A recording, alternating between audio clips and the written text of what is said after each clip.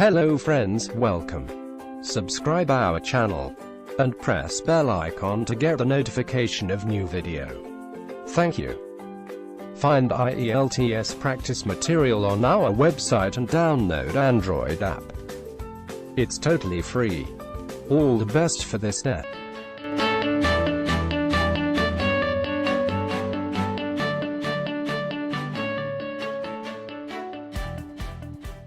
Section 1. A man wants to find out about a language course. Listen to the conversation between the man and the woman and answer the questions. First, you have some time to look at questions 1 to 4.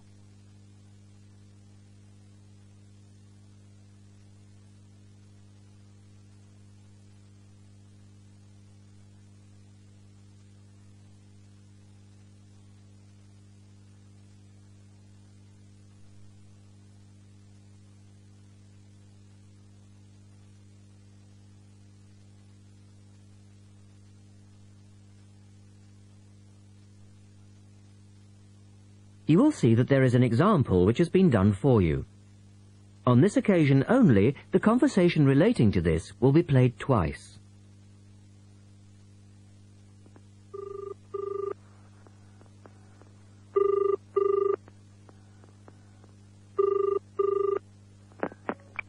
Good morning, University Language Centre. How can I help you? I'm interested in doing a language course. I did Mandarin last year, and now I'd like to do Japanese. The man says he would like to do a Japanese course, so the answer is C. Now we shall begin. You should answer the questions as you listen, because you will not hear the recording a second time. Listen carefully and answer questions 1 to 4.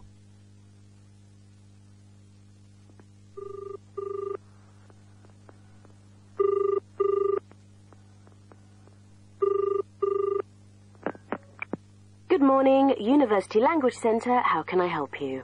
I'm interested in doing a language course. I did Mandarin last year, and now I'd like to do Japanese. Can you give me some information about what courses are available at your centre, and when they start, that sort of thing? Yes, certainly. Well, we actually offer a number of courses in Japanese at different levels. Are you looking for full-time or part-time? Oh, I couldn't manage full-time as I work every day. But evenings would be fine, and certainly preferable to weekends. Well, we don't offer courses at the weekend anyway, but let me run through your options. We have a 12-week intensive course, 3 hours, 3 nights a week. That's our crash course. Or an 8-month course, 2 nights a week. I think the crash course would suit me best, as I'll be leaving for Japan in 6 months' time. Are you a beginner? Not a complete beginner, no. Well, we offer the courses at 3 levels. Beginners, lower intermediate and upper intermediate, though we don't always run them all. It depends very much on demand. I'd probably be at the lower intermediate level, as I did some Japanese at school, but that was ages ago. Right. Well, the next level 2 course begins on Monday the 12th of September. There are still some places on that one. Otherwise, you'd have to wait until January or March. No, I'd prefer the next course. The woman asks the man for some details about himself. Look at questions 5 to 10.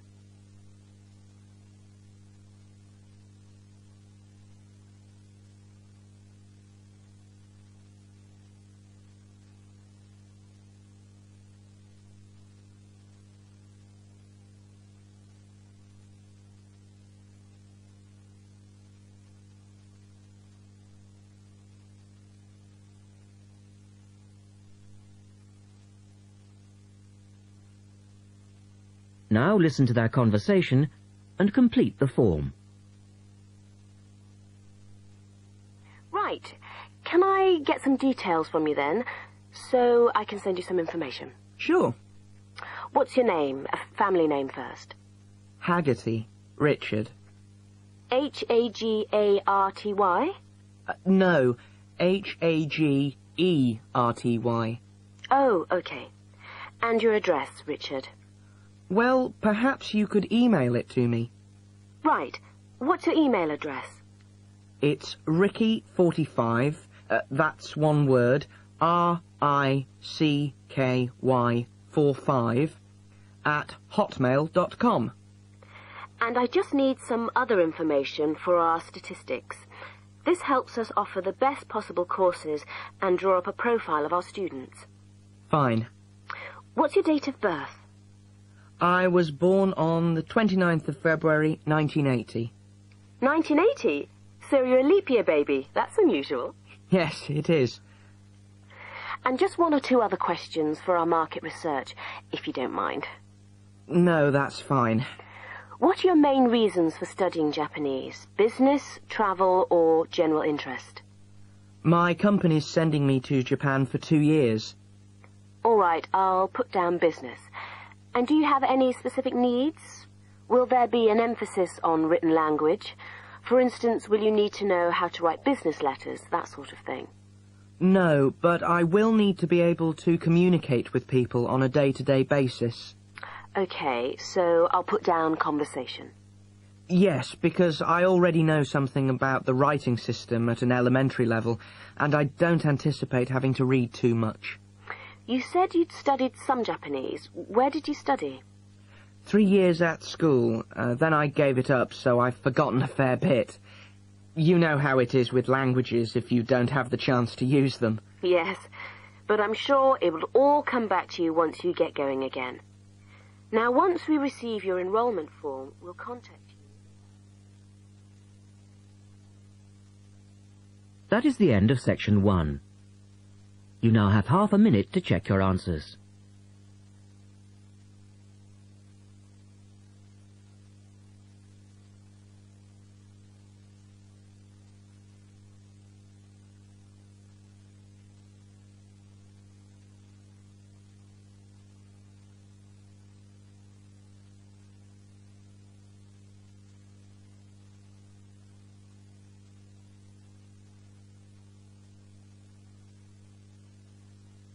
Now turn to section 2 on page 54. Test 2, section 2. You will hear a man talking on the radio about dogs which help people with their work. First, look at questions 11 and 12.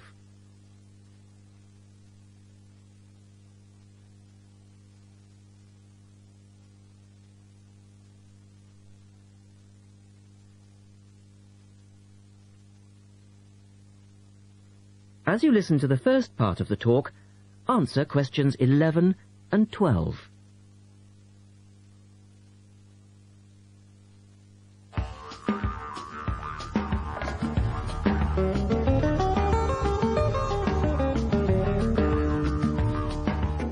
Welcome to this week's edition of Countrywide.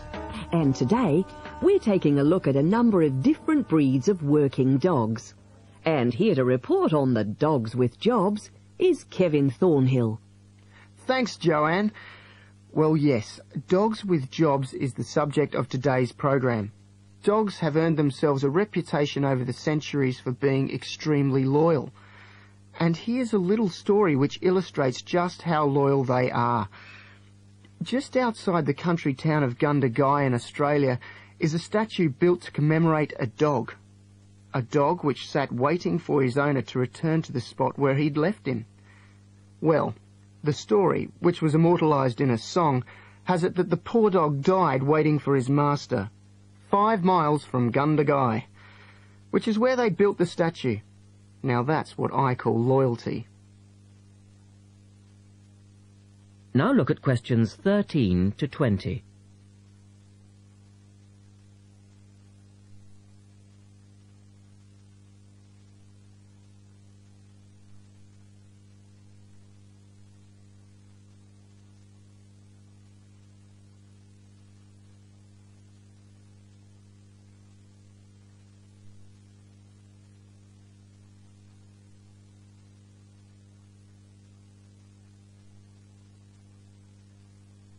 As the talk continues, complete the table for questions 13 to 20. Well, because of their loyalty and also their ability to learn practical skills, dogs can be trained to do a number of very valuable jobs. Perhaps the most well-known of working dogs is the Border Collie sheepdog. Sheepdogs which work in unison with their masters need to be smart and obedient, with a natural ability to herd sheep. Some farmers say that their dogs are so smart that they not only herd sheep, they can count them too. Another much-loved working dog is the guide dog, trained to work with the blind. Guide dogs, usually Labradors, need to be confident enough to lead their owner through traffic and crowds, but they must also be of a gentle nature. It costs a great deal of money to train a dog for this very valuable work, but the guide dog associations in the UK, America and Australia receive no government assistance, so all the money comes from donations.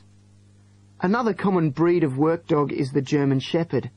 German Shepherds make excellent guard dogs and are also very appropriate as search and rescue dogs, working in disaster zones after earthquakes and avalanches. These dogs must be tough and courageous to cope with the arduous conditions of their work, and so that they can be sent anywhere in the world to assist in disaster relief operations, effective dogs and their trainers are now listed on an international database. When you arrive at an airport here, you may be greeted in the baggage hall by a detector dog, wearing a little red coat bearing the words "Quarantine." These dogs are trained to sniff out fresh fruit as well as meat and even live animals hidden in people's bags. In order to be effective, a good detector dog must have an enormous food drive. In other words, they must really love their food.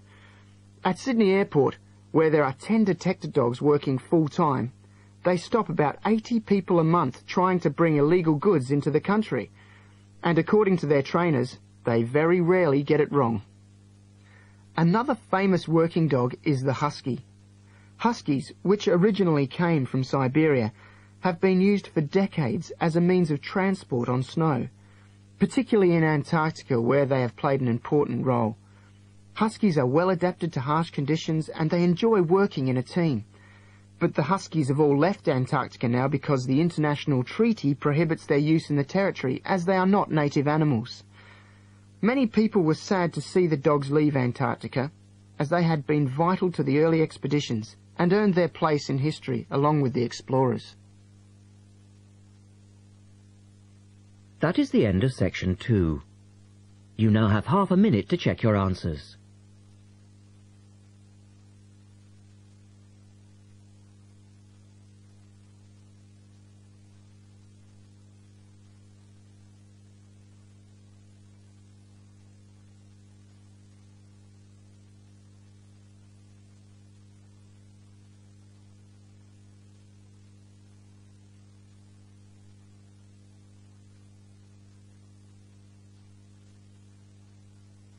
Now turn to section 3 on page 55.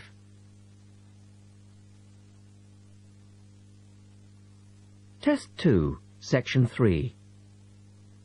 In this section, you will hear a discussion about a system of writing for the blind known as Braille. First, look at questions 21 to 23.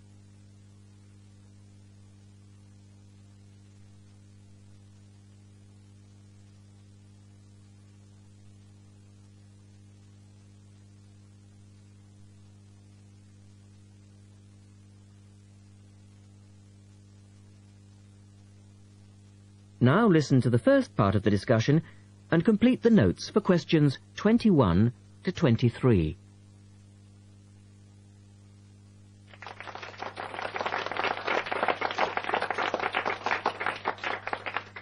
We're very pleased to welcome to our special interest group today Dr. Linda Graycar, who is from the City Institute for the Blind. Linda is going to talk to us about the system of writing for the blind known as Braille. Linda, welcome. Thank you. Now, we'd like to keep this session pretty informal, and I know Linda won't mind if members of the group want to ask questions as we go along. Well, let's start with an obvious one. What is Braille, and where does it get its name from? Well, as you said, Braille is a system of writing used by and for people who cannot see. It gets its name from the man who invented it, the Frenchman Louis Braille, who lived in the early 19th century. Was Louis Braille actually blind himself? Well, he wasn't born blind, but he lost his sight at the age of 3 as the result of an accident in his father's workshop. Louis Braille then went to Paris to the National Institute for Blind Children, and that's where he invented his writing system at the age of only 15 in 1824, while he was at the Institute. But he wasn't the first person to invent a system of touch reading for the blind, was he? No, another Frenchman had already come up with the idea of printing embossed letters that stood out from the paper, but this was very cumbersome and inefficient. Did Louis Braille base his system on the first one? No, not really. When he first went to Paris, he heard about a military system of writing using 12 dots. This was a system invented by an enterprising French army officer, and it was known as night writing. It wasn't meant for the blind, but rather for battle communications at night. That must have been fun. Look at questions 24 to 30.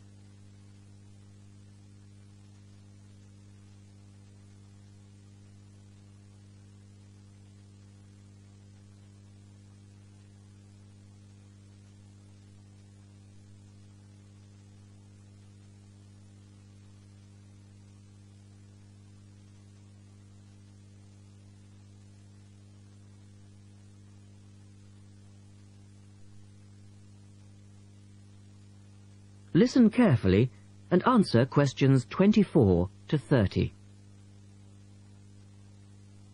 Anyway, Braille took this system as a starting point, but instead of using the 12 dots, which night writing used, he cut the number of dots in half and developed a 6-dot system. Can you give us a little more information about how it works? Well, it's a system of touch reading, which uses an arrangement of raised dots called a cell. Braille numbered the dot positions 1, 2, 3 downward on the left and 4, 5, 6 downward on the right. The letters of the alphabet are then formed by using different combinations of these dots. Yes? So, is the writing system based on the alphabet, with each word being individually spelt out? Well, it's not quite that simple, I'm afraid. For instance, the first 10 letters of the alphabet are formed using dots 1, 2, 4 and 5. But Braille also has its own short forms for common words. For example, B for the word but and H for have. There are many other contractions like this. So you spell out most words letter by letter, but you use short forms for common words? Yes. Though I think that makes it sound a little easier than it actually is. And was it immediately accepted? I mean, did it catch on straight away? Well, yes and no. It was immediately accepted and used by Braille's fellow students at the school, but the system was not officially adopted until 1854, 2 years after Braille's death. So official acceptance was slow in coming. I suppose it works for all languages which use the Roman alphabet. Yes, it does, with adaptations, of course. Can it be written by hand, or do you need a machine to produce Braille? Well, you can write it by hand onto paper with a device called a slate and stylus. But the trick is that you have to write backwards, from right to left, so that when you turn your sheet over, the dots face upwards and can be read like English from left to right. Oh, I see. But these days you'd probably use a Braille writing machine, which is a lot easier. And tell us, Linda, is Braille used in other ways, other than for reading text? Yes, indeed. In addition to the literary Braille code, as it's known, which of course includes English and French, there are other codes. For instance, in 1965, they created a form of Braille for mathematics. I can't imagine trying to do maths in Braille. Yes, that does sound difficult, I agree. And there's also a version for scientific notation. Oh, and yes, I almost forgot. There is now a version for music notation as well. Well, thanks, Linda. That was most interesting. Now, does anyone have any last questions? Yes. Roughly how long does it take to learn to read Braille? Listen carefully and answer questions 24 to 30.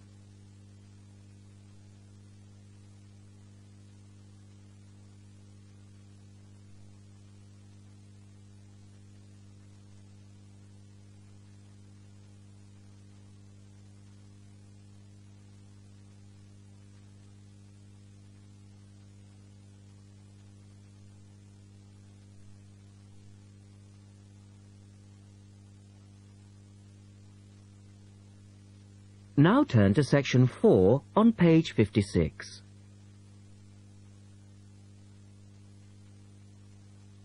Test 2, section 4. You will hear a talk about memory in babies and young children. First, you have some time to look at questions 31 to 35.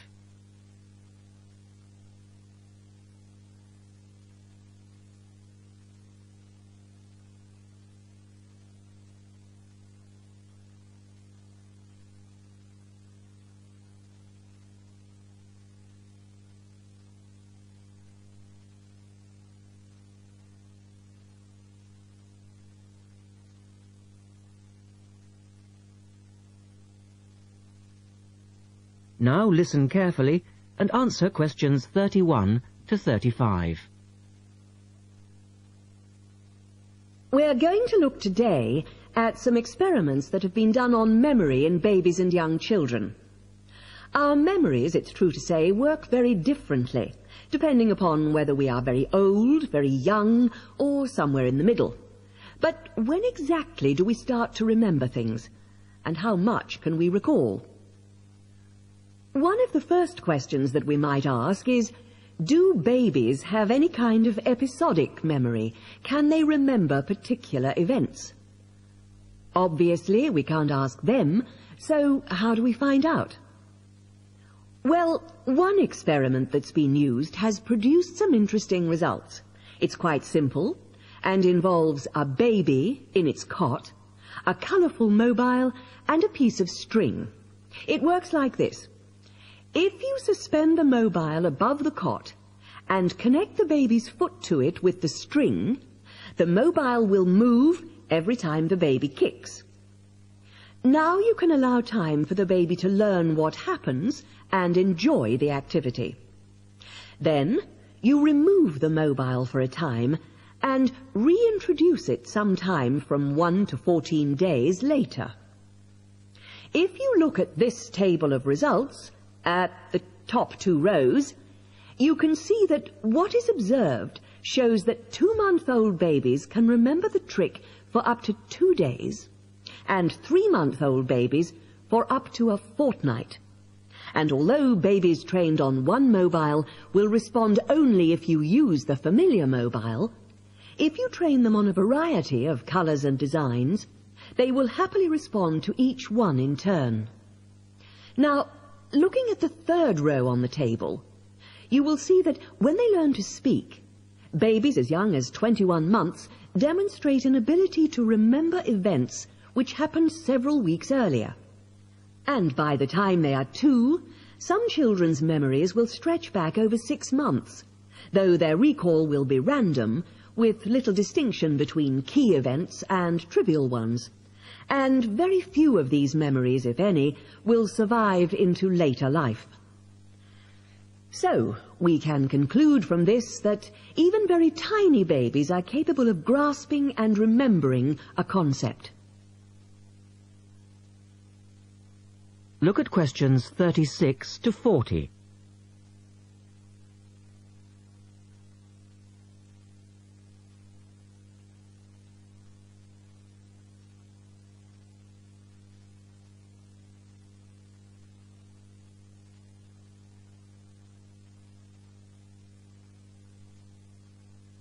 Now answer questions 36 to 40. So, how is it that young infants can suddenly remember for a considerably longer period of time? Well, one theory accounting for all of this, and this relates to the next question we might ask, is that memory develops with language. Very young children with limited vocabularies are not good at organizing their thoughts. Though they may be capable of storing memories, do they have the ability to retrieve them? One expert has suggested an analogy with books on a library shelf. With infants, he says, it's as if early books are hard to find because they were acquired before the cataloguing system was developed. But even older children forget far more quickly than adults do. In another experiment, several 6-year-olds, 9-year-olds and adults were shown a staged incident. In other words, they all watched what they thought was a natural sequence of events. The incident went like this. A lecture, which they were listening to, was suddenly interrupted by something accidentally overturning. In this case, it was a slide projector. To add a third stage, and make the recall more demanding, this accident was then followed by an argument. In a memory test the following day, the adults and the 9-year-olds scored an average 70%, and the 6-year-olds did only slightly worse. In a retest 5 months later, the pattern was very different. The adults' memory recall hadn't changed, but the 9-year-olds had slipped to less than 60%, and the 6-year-olds could manage little better than 40% recall. In similar experiments with numbers, digit span is shown to vary. That is the end of section 4. You now have half a minute to check your answers.